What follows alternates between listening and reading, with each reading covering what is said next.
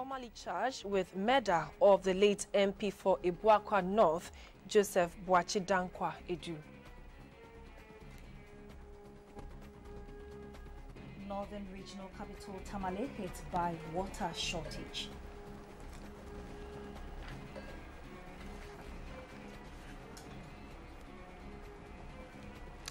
And former UN Secretary General Boutros Ghali dies at 93.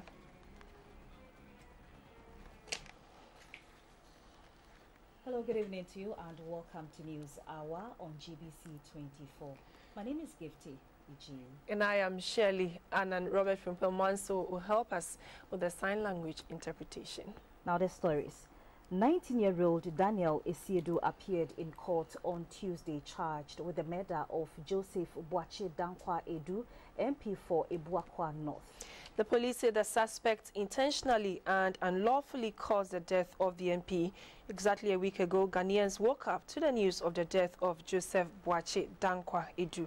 Investigations led to the arrest of the suspect, who is now standing trial on murder charges.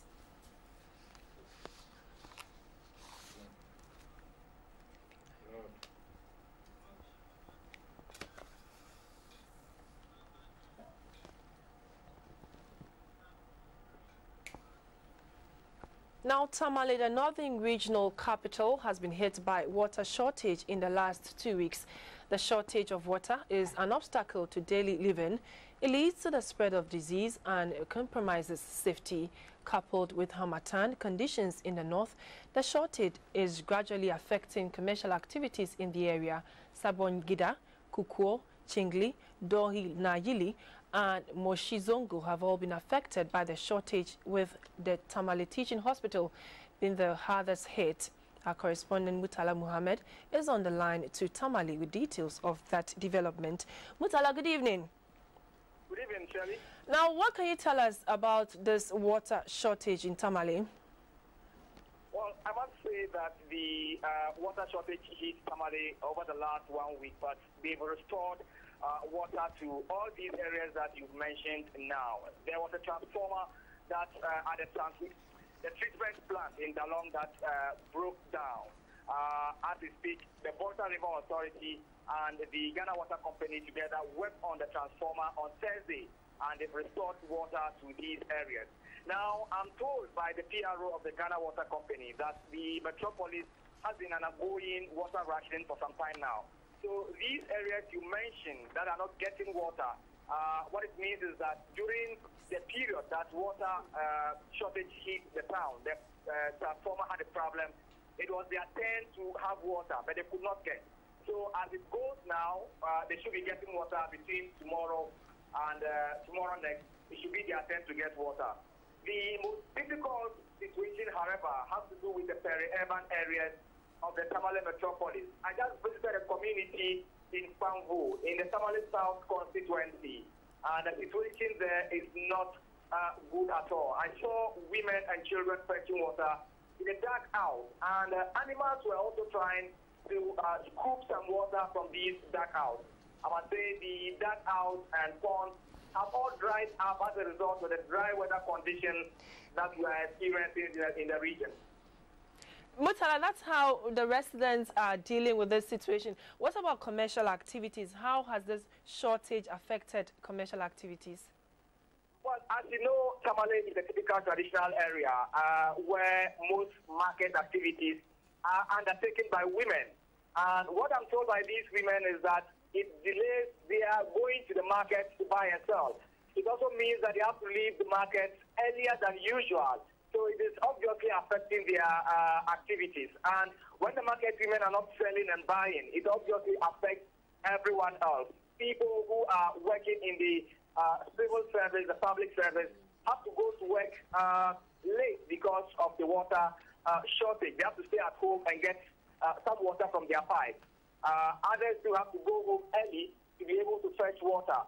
Now, this afternoon, I spoke with the CEO of SADA, Mr. Jasabugui, and he's warning the nation that unless steps are taken to safeguard the Volta Basin, we are going to suffer as a nation severe drought in the near future. So he's asking that government take steps bodies along the White Volta and the Black Volta Basin, as well as River Oti, and also to prevent Galamsey operators in the Upper West and Upper East region from abusing the water sources.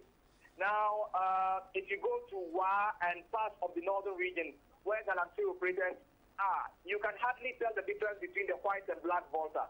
The water bodies have been polluted. And Mr. Kaltabugri is saying that the economic fortunes of Ghana are tied to these water bodies.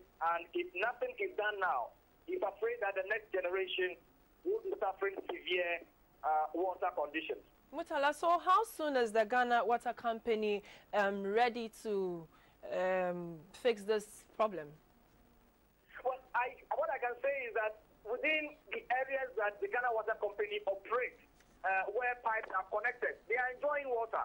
Now, it has to do with peri-urban areas. Maybe what we should be looking at is to extend pipe-borne water to these areas. They are not connected at all. These are the small villages around Tamale and other parts of the northern region that are not connected. Yesterday, a colleague was in Sablugu, and he came back with this story where some people in Jepung, in the Sablugu municipality, claim that since the days of their ancestors, they have never tasted pipe-borne water. So these are the people who are suffering most now, and these are the areas that the Ghana Water Company, the small town water system, and other stakeholders should be looking at to give them potable drinking water.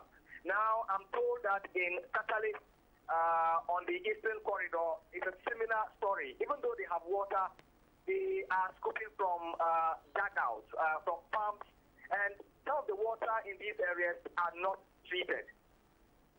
All right, thank you very much. We've been speaking to our correspondent in the northern region, Mutala Muhammad, who brought us up to speed on the shortage of water in the Tamale regional, northern regional capital, Tamale. Now, away from that story, the senior immigration officer on duty at the Kotoka International Airport on the day of the arrest of the 4 Yemenis charged with carrying fake passports on Tuesday gave his final evidence in court. Deputy Superintendent Mohammed Abdul Manan told the court further investigation revealed the 4 accused persons switched passports along their journey to Ghana. The Yemeni passports found in their luggage had departure stamps dated November 23 from Malaysia. The 4 Yemeni nationals have been charged for forgery of documents at the Accra Circuit Court 1, presided over by Justice Abuaji Tando. They were arrested at the Kotoka International Airport on the 24th of November last year for entering the country with fake French passports. The senior immigration officer on duty at the time the accused were arrested started giving his evidence to the court on Monday. Closing his case today, he revealed that a further investigation showed that the Yemeni passports found in the possession of the accused had Malaysia departure stamps in them. This, he said, is an indication that the accused might have earlier switched to their French passports along the journey from Malaysia. He explained that the names used in their French passports are also different from the ones in their Yemeni passports. While cross-examining the immigration officer, lawyer for the accused persons, Mr. Dominic Osusetre focused more on the businessman among the accused, Isayaya Ahmed. Isayaya Ahmed traveled with genuine documents including his Yemeni passport but was refused transit visa upon his entry to Ghana. The lawyer said Isayaya Ahmed's plea to be sent back to his home country has received no response, but the immigration officer explained that the flight on which he came left before he was cleared to be sent back. Mr. Dominic Osusetre is the lawyer for the 4 Yemenis. Today, the immigration officer continued on his evidence. And he was the arresting officer at the airport when they arrived. He has finished his evidence today, and what he said was that when he interrogated them and found out that the 3 had fake French passport, and with the other one, a Yemeni passport, he interrogated them and then sent them to the headquarters for them to be further interviewed. So after arresting them, he has done his work. The rest were with his senior officers. And then later on, they were handed over to BNI. So he's finished his case today. We are coming back on the 18th for the investigator from BNI to also to give his evidence. Sitting continues on Thursday, 18th February 2016. And away from that story, the Director of Communications of the New Patriotic Party, Nana Kumia, has called on the Chief of Staff to publish the Attorney General's report on the Metro Mars bus branding contract. According to him, the photo of President Mahama is an advertisement of him using taxpayers' money, and that is a bad decision. The NPP considers the printing of President Mahama's image on the new Metro Mars buses as bad, especially when taxpayers' money was used. The party views such branding as nothing short of advertising for the president. They say if the branding is to honor statesmen who have contributed to the development of the country, then it should be the past presidents and not the sitting one. Those spaces on the buses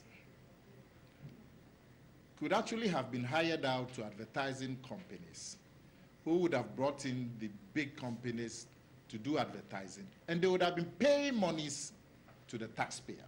Now, the space is taken, and they decided to put photographs of the president and past presidents. What benefits would the ordinary Ghanaian get? He said even refunding of the money used in the rebranding is not enough. The NPP says Ghana must learn from the example of Nigeria, where corrupt officials are being punished. The All People's Congress has appealed to the Electoral Commission to fast-track the process of issuing the party with a final certificate to enable it to contest the 2016 general elections.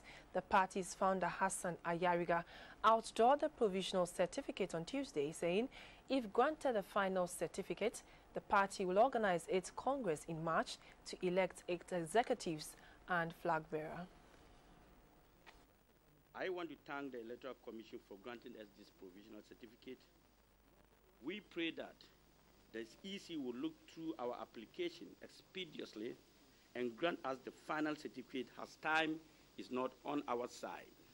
The APC is an all-inclusive governance concept. Irrespective of your present political standing, religious belief, social status, or if you are still undecided and so frustrated or illusioned to the extent that you have given up voting, then you are the one we are calling. Come on board. A new wind has started blowing. Something completely new is emerging. There is going to be a shake-up in the Ghanaian political space this time around, and we invite you to be part of history.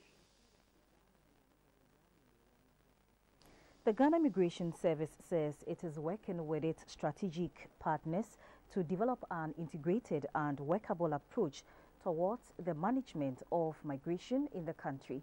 Migration, if not probably or properly handled, can lead to very bad results to the migrant himself and his country. It is to avert the bad effect and harness the benefit that the Immigration Service is taking such a step. The Acting Director of Immigration, Mr. Felix Sapon, made the statement at the opening of a Migration Information Center in Sunyani. The desire to seek greener pastures through traveling out of the country has always been on the agenda of some Ghanaians. Unfortunately, some of the Ghanaian migrants, including a great many from the Bono-Ahafo region, are needlessly losing their lives as they attempt to travel using irregular means. In spite of the problems associated with it, migration has the effect of bringing remittances to families or foreign direct investment to the migrants' country. The Ghana Integrated Migration Management Approach, GMA, was therefore created to contribute to government's efforts to manage migration effectively. The type of management approach is also expected to enhance the institutional capacities of the Ghana Immigration Service, GIS, to implement effective migration management measures and increase awareness for potential migrants on safe and legal migration. The European Union, through its 10th European Development Fund, is supporting the implementation of the Ghana Integrated Migration Management Approach project. As part of the project, a Migration Information Center has been established in the Bono-Ahafo region. I personally find the provision of this center to be very laudable and timely, since It is part of activities to promote safe migration in the region and nation as a whole. It also goes a long way to strengthen government's efforts to manage migration effectively through the establishment of an integrated migration management approach. Two Ghanaian returnees, Damwa Ernest and Kofi Stephen, were given audience by the gathering to share their awful experiences in their attempt to migrate illegally. In a related development, a second stakeholders meeting was held in Sunyani to discuss assessment findings and overview of the Integrated Migration Management Approach project. The Bunafo region recorded a total of 213 fire incidents in the first 6 weeks of this year, compared to 98 by the end of February last year. Bushfires and domestic fires accounted for over 75% of the total fire outbreaks. To check the spate of fire outbreaks in the region, the Regional Fire Command has intensified its sensitization program, beginning with market women in Sunyani. The fire incident unfortunately came with some fatalities during the period under review. 7 lives were lost, while 30 people sustained various degrees of injury. Properties worth about 3 million Ghana cedis were also destroyed by the raging fires. The awareness program to combat rampant fire outbreaks in the region began with a procession where fire personnel from the regional command paraded the major streets of the regional capital with placards bearing fire safety messages advising the public on the causes of fire outbreaks. Also, the command showcased some of its vital equipment, including fire tenders, indicating their readiness to respond to emergencies. At the Bosuma market, the personnel took turns to educate the traders on fire safety. The regional fire commander, ACFO Tony Gomez, threw more light on the need for regular fire safety awareness, saying, "Stopping the fires is a shared responsibility." This will serve as a launching pad for a series of educational programs targeting schools, churches, corporate institutions, government agencies, markets, and other classes of people across the length and breadth of the region. Incidents. We propose to target all these places, organize some safety audits on some causes of fire and measures in preventing them. Some of the traders spoke to GBC24 on lessons learned from the program. They unanimously called for regular awareness creation on fire safety to keep them abreast of precautionary measures. And that was the local news. Coming up is business. Stay with us.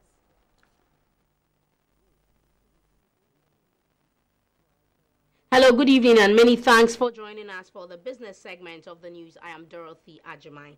Ghana's non-traditional export revenue is set to receive a boost following a meeting of Ghanaian exporters targeted at the provision of private sector-driven business solutions. Ghana aims to increase non-traditional export revenues from the current $2.436 billion to $5 billion by 2017. To achieve this target, exporters will be focusing on long-term financing.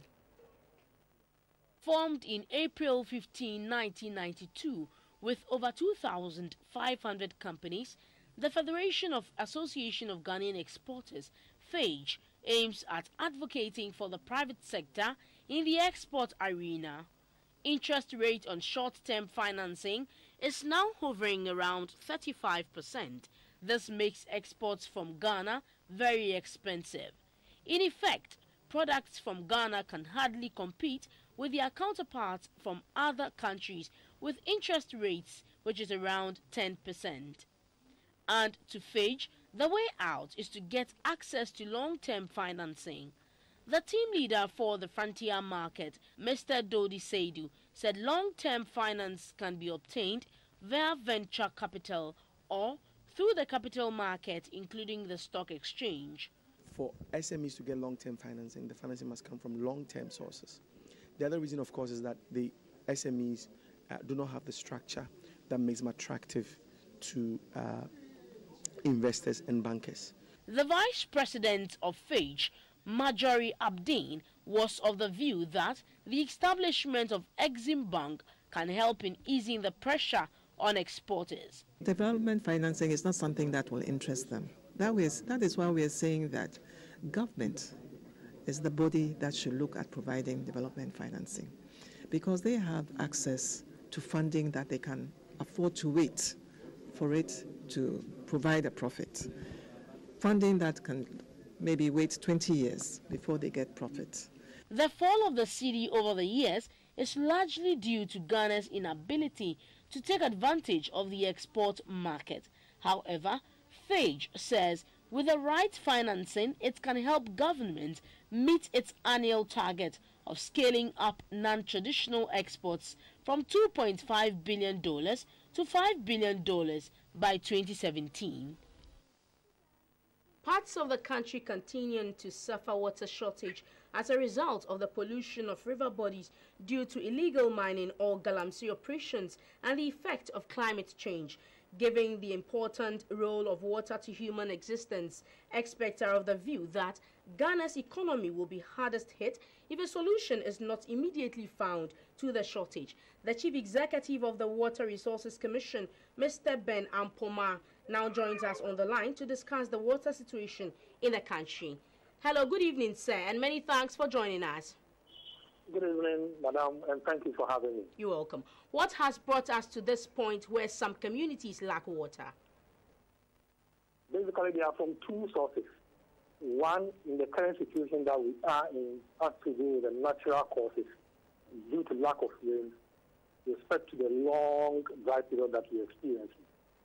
And secondly, obviously, has to do with the human activities that compound the dryness that we are experiencing. So basically, these are the two key factors that are accounting for that. But it appears that the shortage is going to be with us for some time. What should we do as a country at this point? There are quite a number of them. We have to look at the short term, and then we have to look at the long term. I will normally want to look at the long term. That as a country, we need to be looking at conservation strategies. For one, if we have a natural consequence, natural causes, that you cannot do anything about, how do you adapt to that? And that has to do with coming out with conservation facilities to be able to store water during the wet season when you have too much water, and then use them during the dry period. Such facilities including, building of appropriate dams and structures, and also going for groundwater. And then, of course, the second one has to do with how we can continuously educate people to be aware of the consequences of their actions toward the degradation of our river body. Right. Right.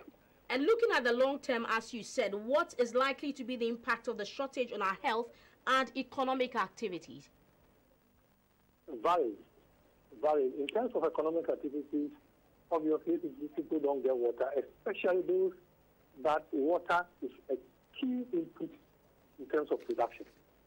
For instance, if you take Ghana Water Company is a business, so that will obviously affect them. If you have water as your key input, it will definitely affect you. Be it mining, be it industry, be it the production of water for bottling, whatever, it will affect. The second one has to do with productivity in terms of health.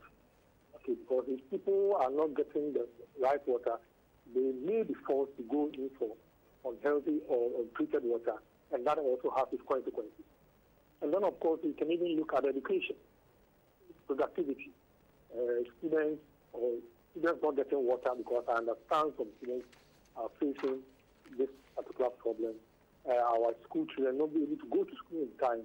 All that will also affect the level of education. So it's a mixture of industrial effects, education, health, and what have you. Thank you very much, sir. We do appreciate your time. Yep. We've been talking to the Chief Executive of the Water Resources Commission, Mr. Ben Ampoma. Moving on, the cedi appreciated by 2 pesos to the pound sterling to sell at 5 cedi 60 pesos. The local currency went up by 5 pesos against the euro to trade at 4 cedis 32 pesos. The cedi, however, maintained its value against the dollar to close the day's trading at 3 cedis 88 pesos. Up next is the board.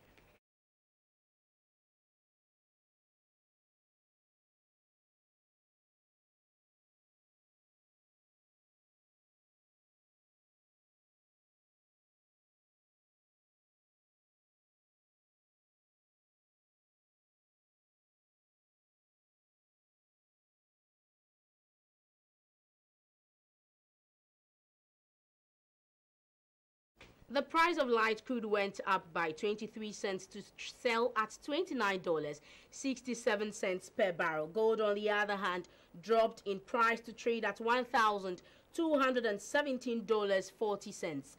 Cocoa also lost $9 to close the day's trade at $2,818 per ton.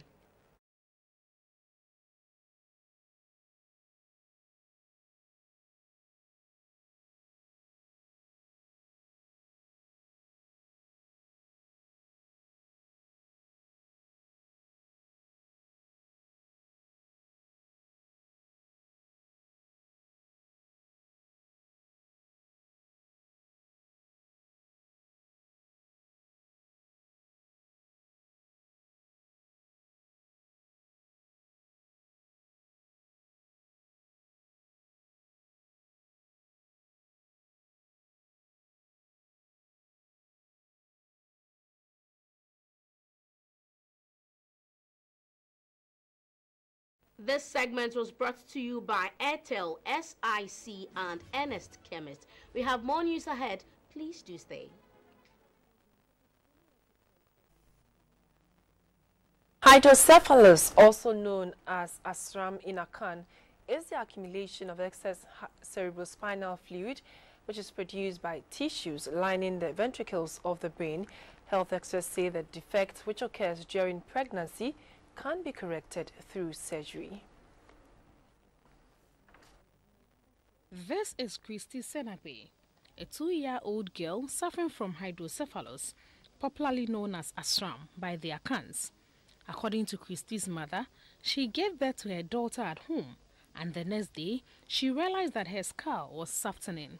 She therefore took her to a hospital in the Volta region, after which she was transferred to the Kolebu Teaching Hospital for surgery.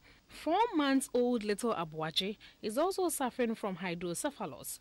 Due to his condition, Kwabena is unable to sleep at night and cries uncontrollably. He has also been transferred from the St. Dominic's Hospital in Akwetia to the Kolebu Teaching Hospital for surgical operation. Hydrocephalus is the buildup of fluid in the ventricles deep within the brain. It is caused by an imbalance in the amount of cerebrospinal fluid produced and how much is absorbed into the bloodstream.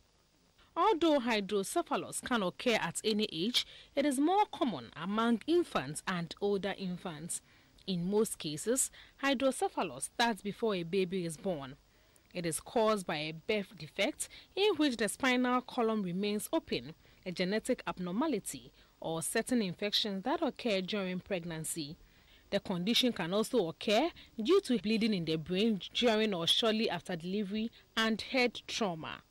Early signs of hydrocephalus in infants include vomiting, poor feeding, excessive sleepiness, among others. A senior medical officer at the Adabraka Polyclinic, Dr. Dennis Bote, said adults are also at risk of the defect. The acquired ones can occur in adults. Somebody is normal, he didn't have hydrocephalus as a child, but then grows up, gets some meningitis, which was treated or wasn't well treated, and as a result of the healing of the meninges of the brain, it could end up closing certain spaces so that the flow is impaired. Somebody can have hypertension that can lead to maybe strokes and or bleeding into the brain. So, hemorrhages into the brain can lead to the person getting hydrocephalus. He also highlighted some modes of prevention and cautioned pregnant women to seek proper medical care and attention. Every pregnant woman should still take their antenatal seriously and do your scans as regularly as possible. At least 3 scans during the pregnancy can detect anything wrong if possible. So that either you psychologically prepare yourself for it, or if there's anything that can be done, it will be done. Dr. Bote says hydrocephalus can cause permanent brain damage. However, it is necessary to recognize the symptoms early for immediate medical attention. The World Health Organization has backed trials of genetically modified mosquitoes that could be used in the fight against the Zika virus. The WHO also said sterile irradiated male mosquitoes could also be released to mate with wild females. However, environmentalists have warned over the possible consequences of whipping out an entire species. Zika has been linked to microcephaly in babies. In a statement, the WHO said it was encouraging affected countries to boost the use of both old and new approaches to mosquito control as the immediate line of defense.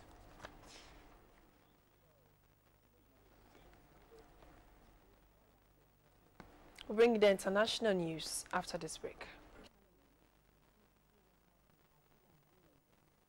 Welcome back. The former UN Secretary General Boutros Ghali has died, aged 93. He died at a Cairo hospital on Tuesday after reportedly being admitted with a broken pelvis. His death was confirmed by Rafael Ramirez, the Venezuelan ambassador to the UN and current president of the UN Security Council. As an Egyptian, Mr. Boutros Ghali was the first Arab to serve as UN chief. He took office in 1992 at a time of increasing influence for the world body following its decisive role in the Gulf War. He served one 5-year term. The 15-member Security Council observed a minute's silence after the announcement, which was made at the start of a session on Yemen's humanitarian crisis.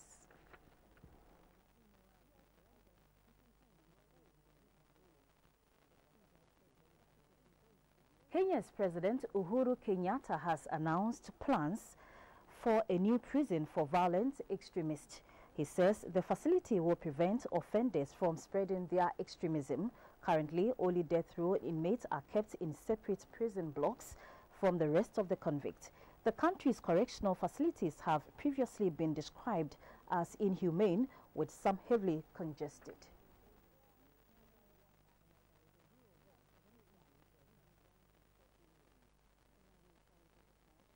Another break, and when we come back, sports will be next.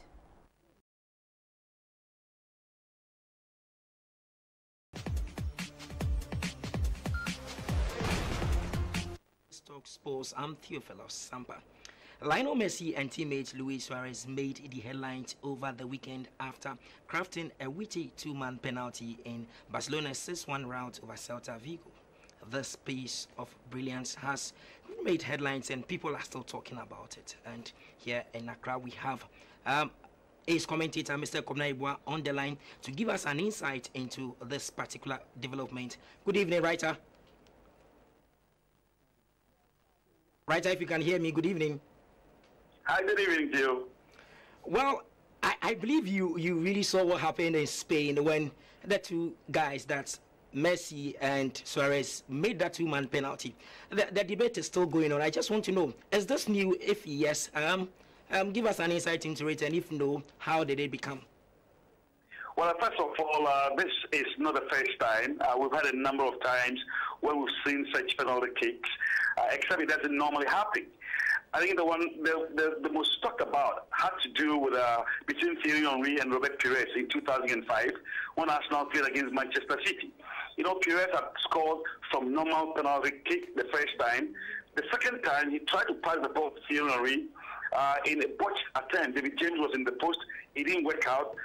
Pires tried the ball twice, and it ended up receiving a free kick. But a few months later, there was a charity game in Chicago organized by Lionel Messi himself. That was Lionel Messi and the friends against the rest of the world. And this time around, Thierry Henry, eager to get it right, also passed the ball from the penalty spot to Florent Malouda, the Frenchman, who scored perfectly from that point. But let me just educate fans a bit. The original one was in 1982 from Johan Cruyff. You know, remember very well when he squared the ball to Jesper Olsen, okay, who drew the goalkeeper. Now, Olsen did not even score. After drawing the goalkeeper, he passed the ball back to Cruyff, who just tapped in. So it can go on and on and on. And then also in Korea, if you remember the game between Jeonbuk Motors and Pohang Steelers, again, a gentleman called Leonardo passed to Kale to score from that kick. And in Africa, we've seen Etoile du Sahel also do it. So this is very legal. Now, what the penalty rule says that the ball must not be passed sideways. It must not be passed backwards. The ball must roll forward. Your attacker can hit it. Now, all players must be outside the penalty box. So if two players can condone and plan effectively to pass from the sport kick, it is very, very legal. But as I indicated, you don't often see these things, but it is legal. And for most players who have planned and have decided on that, you know, this is very, very, very legal. Again, let me quickly say that the point must be established that Lionel Messi is regarded the best footballer in the world. But more importantly, it's not about his credentials I'm talking about. The fact that these players also know the rules of the game. So it's important for our players to be abreast with the rules of the game. Messi clearly knew the rule and decided to do it. And so it is very, very legal, and I'm very, very delighted. I'm sure that a number of players will take a cue from that. But let me say that it is not all the time that these things work out. You can see, as you show on your screen, a typical example of that. So it is very, very legal, and it's simply extraordinary. Okay, right, so before I let you go, are referees in Ghana really abreast with the rules that a player should happen to do this when the league starts? Oh, Theo, that's a good question. And let me say, in fairness to our referees, they know this rule very, very well. I'll tell you what, a referees instructor, Boateng, as far back as 1984, during a meeting of the Sports Writers Association of Ghana at our clubhouse, SWAG, at Dansoman, was the first time he took sports writers through this rule, as far back as 1984. So I can tell you clearly that I know that most of our referees, of course, once you come out as a qualified referee, you go through all, you know, these rules and regulations. So our referees, I tell you what, are very abreast with the rules. My only difficulty, my suspicion, sneaking suspicion, is that I doubt whether most of our footballers are abreast with this particular rule. I'm sure if they were, a number of them would try and execute it. Because it looks simpler when you do that, isn't it? Especially if you plan well. And you can see, not only is the player we kick the ball to has the right to score, but he can even get it back to you once the ball rolls forward. If it's backwards or sideways, it is illegal, and the referee will take an infringement against you. Now, this is the Pires incident I was talking about earlier. He got it completely wrong. And Thierry Henry told journalists later on that the idea was from Robert Pires, but he got it entirely wrong. And you can see Lionel Messi and Suarez executed perfectly. Now, the good thing also about Lionel Messi is the fact that he's a very selfless character, isn't he? He could have scored the goal himself, but decided that because Suarez had hit his brace and wanted a hat-trick from him, he selflessly squared the ball to Suarez, who did justice to that. So you can talk the whole day. We're talking about penalties, but you can talk the whole day about the petit god of world football, Lionel Messi. Thank you very much, right? We'll meet at the other side.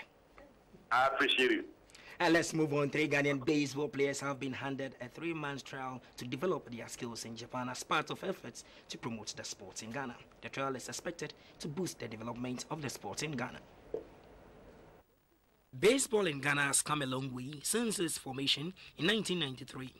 In April 2014, the Ghana Baseball and Softball Association had a modern baseball field constructed for them at the Laboni Senior High School by the Japan Embassy. Today, the national baseball team, nicknamed the Rising Star, is the 3rd best team in Africa and the 47th ranked men's baseball team in the IBAF World Rankings.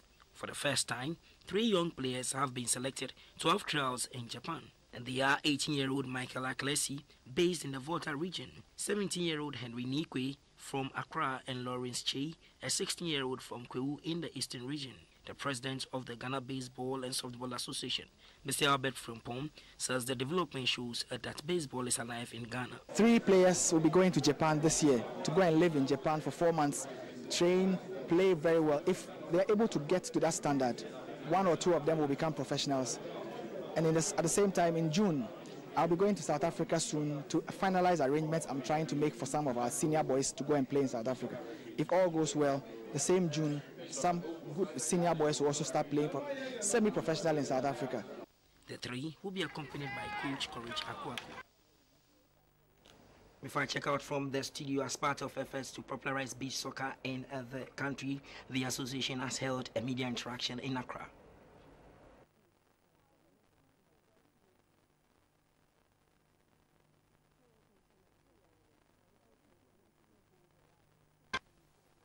The second round of the 2015-2016 Cowbank Beach Soccer League commenced this weekend at the La Boma Beach Soccer Arena inland after almost 2 months of absence.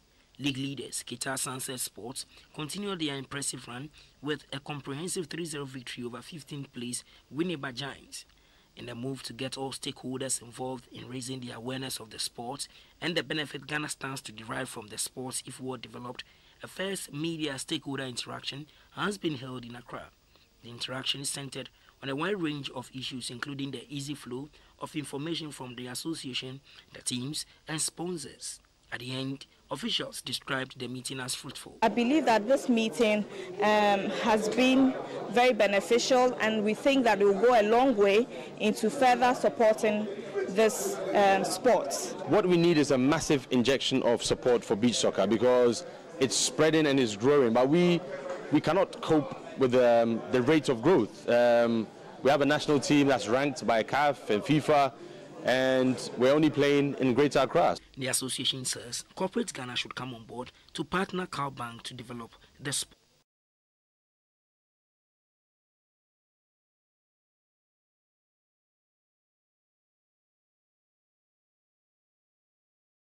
Hello, good evening. Time for some arts news. My name is Valerie Danso. In celebrating the works of people with color in a Black History Month, today's spotlight is on one of Ghana's legendary musicians, Kakeku. The latest addition to the music industry is Ballo. Ballo is an Afro-pop musician who says he's making music for the ladies. Ballo was a guest on our showbiz segment here on GBC24. GBC24 and GTV expect us at 10:30 with news tonight.